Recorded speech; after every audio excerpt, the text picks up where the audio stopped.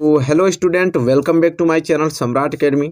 Student, आज की video में हम बात करने वाले हैं क्लास 10th मैथ के वेरी मोस्ट इंपॉर्टेंट क्वेश्चन जो कि 2022 बोर्ड एग्जाम में पूछा जाएगा। ठीक है, जैसा कि देख पा रहे हैं बहुत ही ज़्यादा महत्वपूर्ण प्रश्न आज की वीडियो में डिस्कस करने वाले हैं। वीडियो शुरू से लेकर लास्ट तक देखिएगा। जितने मोस्ट इंपॉर्टेंट क्वेश्चन कराया जाएगा सारे क्वेश्चन को अच्छे से तैयार करके जाइएगा। तो आइए वीडियो को स्टार्ट करते हैं। ये सारे प्रश्न 100% आपके 2022 बोर्ड एग्जाम में पूछे जाएंगे, 100%, क्योंकि मॉडल पेपर भी आप जाके देख सकते हैं। ठीक है, मॉडल पेपर में किस प्रकार के क्वेश्चन दिया गया था। 30% सिलेबस कट हो गया, आप लोगों को मालूम है। जो 70% बचा है उसी के मोस्ट आईएमपी क्वेश्चन कराए जा रहे हैं ताकि कोई भी प्रॉब्लम आपको ना आए 2022 बोर्ड एग्जाम में। ठीक है, तो चलिए पहले हम लोग बहुविकल्पीय प्रश्न करने वाले हैं। और जैसा कि देख पा रहे हैं पहला बहुविकल्पीय प्रश्न है जो कि वेरी मोस्ट इंपॉर्टेंट प्रश्न है। और चलिए मैं इसको सॉल्व करते हुए बताऊंगा, समझाते हुए बताऊंगा आप लोगों को। कह रहा है कि किसी पूर्णांक के m के लिए प्रत्येक धनात्मक सम पूर्णांक का रूप होगा।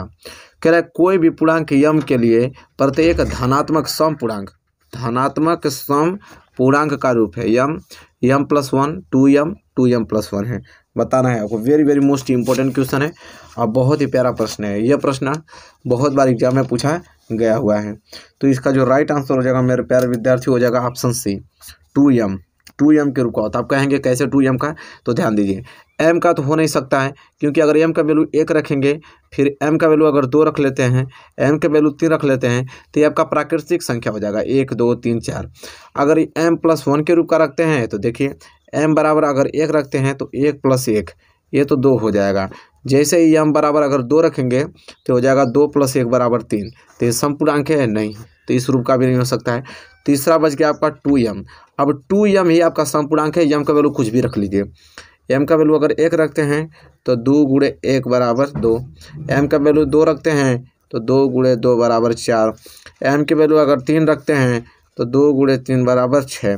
जैसा कि देख पा रहे हैं इसी तरह 6 8 10 आता रहेगा। तो यही वो रूप है क्या, धनात्मक समपूर्णांक का। ठीक है, तो क्या हो जाएगा 2m रूप का हो जाएगा।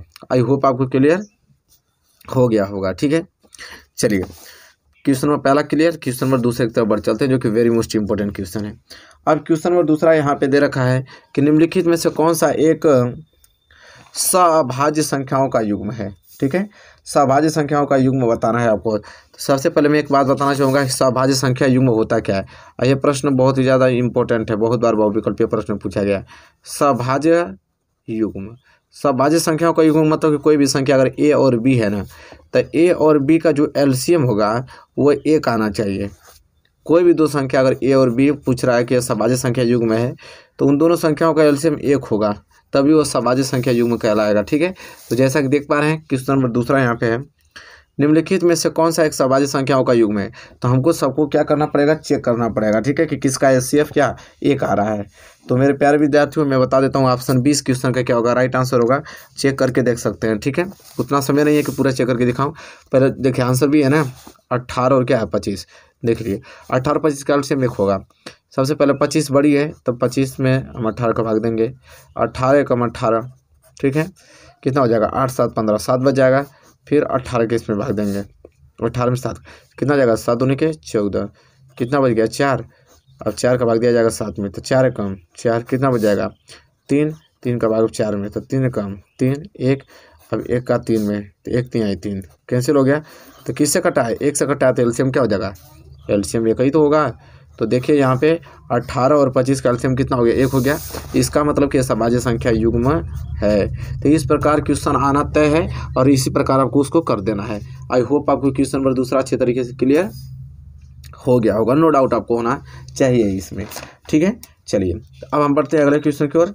और प्रश्न नंबर तीसरे की तरफ जो कि वेरी मोस्ट इंपॉर्टेंट है। अब कह रहा है कि संख्या यहाँ पे दे रखा है, कह रहा है कि संख्या 120 फिर 1200 फिर 12000 फिर ऐसे बढ़ता चला जा रहा है। ठीक है, कह रहा है का दशमलव प्रसार किस रूप का है।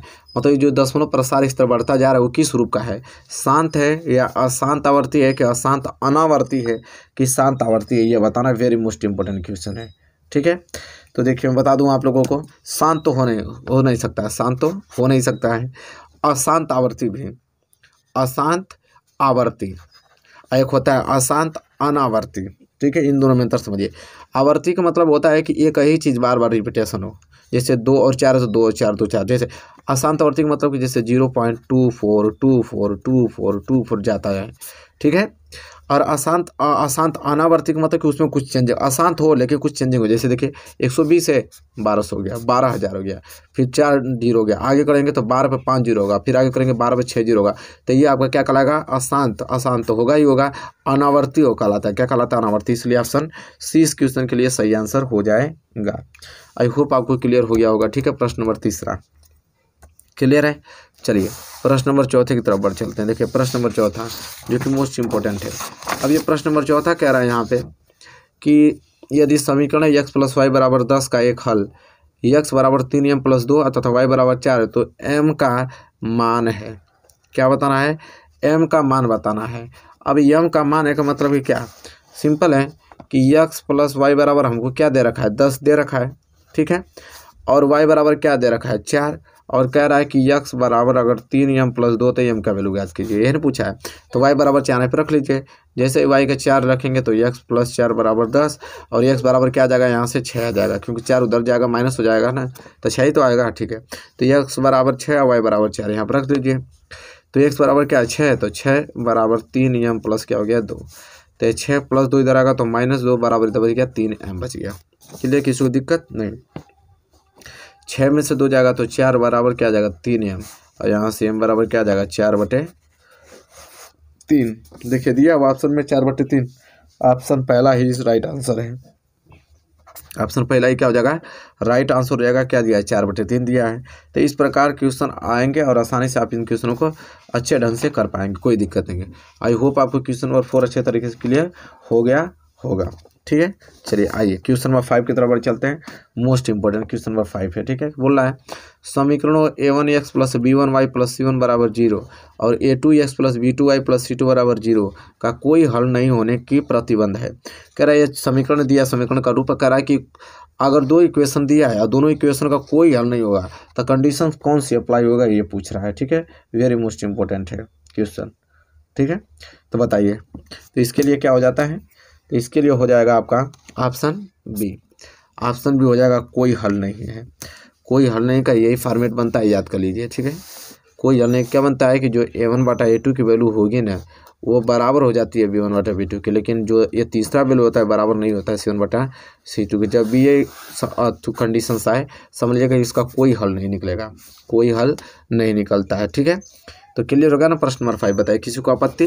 किसी को आपत्ति नहीं होनी चाहिए, ठीक है। चलिए प्रश्न नंबर 5 क्लियर हो गया। तो 5 हमने यहाँ पे महत्वपूर्ण बहुविकल्पीय प्रश्न आप लोगों को चूज किया था, जो कि वेरी मोस्ट इंपॉर्टेंट है, तैयार कर लीजिएगा। अब सब्जेक्टिव क्वेश्चन की तरफ बढ़ेंगे और कुछ महत्वपूर्ण सब्जेक्टिव क्वेश्चन भी देखेंगे। चलिए क्वेश्चन नंबर 6 की तरफ बढ़ चलते हैं। चलिए क्वेश्चन नंबर 6 देख लेते हैं, जो कि वेरी मोस्ट इंपॉर्टेंट क्वेश्चन है। बहुत ही प्यारा प्रश्न है, बहुत बार बोर्ड एग्जाम में पूछा गया हुआ प्रश्न है, ठीक है। कह रहा है कि सिद्ध कीजिए कि द्विघात समीकरण 3x² + 2 करने में 5x - 5 = 0 के मूल जो है वास्तविक और असमान है। पहले तो हमको ये सिद्ध करना है कि इसके जो मूल होंगे वो वास्तविक और असमान होंगे और मूलों को भी क्या करना है? ज्ञात करना है, ठीक है। बहुत प्यारा प्रश्न है, प्रश्न ऐसे बनना तय होता है, ठीक है। तो जैसा कि देख पा रहे हैं यहाँ पे कि हमको दे रखा है 3x² + 2 करने में क्या दे रखा है? 5x और -5 = 0 दे रखा है। अब इसको हमें यह बताना है कि इसका जो मूल होगा वो वास्तविक होगा और असमान है और मूलों को भी ज्ञात करना है, ठीक है। तो सबसे पहले क्या करेंगे? द्विघात समीकरण का जो मानक रूप होता है उसको इससे क्या करेंगे? तुलना कराएंगे। तो हम लोग लिखेंगे यहाँ पे ax² + bx + c = 0 से क्या करने पे? तुलना करने पे, तुलना करने पे, क्योंकि यही द्विघात समीकरण का फॉर्मेट हो रहा है। अब इसे तुलना करेंगे हम तो 3x² + 2 करने में क्या दे रखा है? 5x और -5 = 0 और तुलना करना था, इसके नीचे उतार दीजिए ax² + bx और +c = 0। अब तुलना कीजिए तो x² से x² कैंसिल, a = 3 आ जाएगा, x से यह x कैंसिल, तो b = 2 करने में क्या आ जाएगा? 5 आ जाएगा और c बराबर आ जाएगा -5। यहाँ तक तो क्लियर? किसी को दिक्कत? किसी को दिक्कत नहीं होनी चाहिए, क्लियर हो गया। अब विविक्तर से चेक करेंगे कि वास्तविक है या असमान। तो देखिए विविक्त कर, ठीक है। विविक्त कर क्या होता है? d² = b² - 4ac। डी बराबर क्या होता है बी स्क्वायर माइनस 4ac, ये आपका अभिव्यक्त कर होता है। ठीक है, तो चलिए चेक करते हैं। तो बी का वैल्यू कितना दिया है 2^5 का क्या हो जाएगा होल स्क्वायर माइनस 4 इंटू ए का वैल्यू 3, सी का वैल्यू कितना दिया -5। ठीक है, 2 का स्क्वायर करेंगे तो 4, करोड़ी में 5 का स्क्वायर करेंगे तो 5, माइनस में माइनस गुणा करेंगे तो प्लस, 4 3 12 5 60, तो हो जाएगा 5 चौक को 20 और प्लस क्या हो जाएगा 60, तो 60 और 20 कितना हो जाएगा 80 हो जाएगा। क्या हो जाएगा 80 हो जाएगा। तो 80 आ गया। तो देखिए 80 जो है वो क्या है 0 से बड़ा है, 80 जो है वो 0 से क्या है बड़ा है। अगर कोई भी संख्या अगर आता है अभिव्यक्त कर वो 0 से बड़ा है तो वास्तविक तथा असमान होगा। तो इसलिए ये क्या हो गया इसके मूल वास्तविक तथा असमान होगा, क्योंकि 0 से बड़ा है।